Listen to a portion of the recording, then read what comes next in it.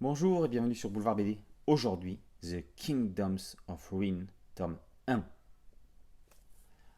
La révolution industrielle et mécanique est en marche. Les humains n'ont plus besoin des sorcières et de leur magie pour survivre. L'heure de l'épuration a sonné. Chloé vient d'être capturée par l'empire de Rydia. Adonis, son disciple, est arrêté.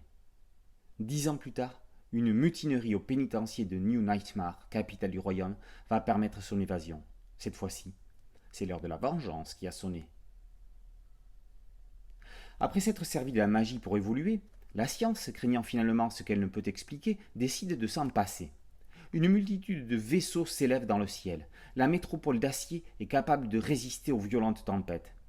Un train entièrement automatisé dessert la ville et ouvre les horizons. Les smartphones remplacent les cerveaux.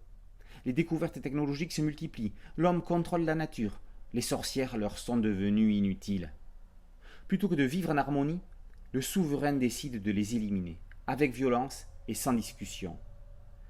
Yoruhashi ne fait ni plus ni moins qu'une réécriture de la Seconde Guerre mondiale. Comme les Juifs face aux nazis, les sorcières sont exterminées. Mais ça, ce n'est que le début.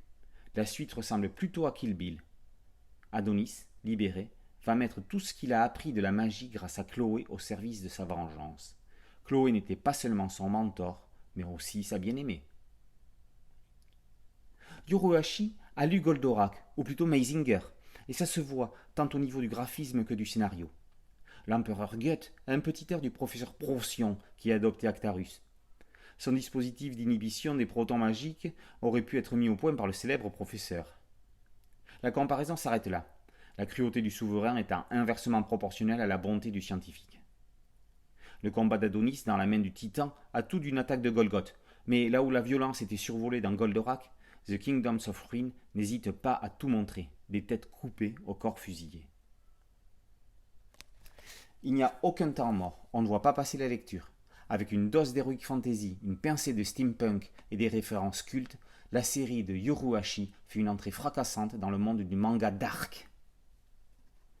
The Kingdoms of Ruin, tome 1, par Yoruhashi, est paru aux éditions Kana.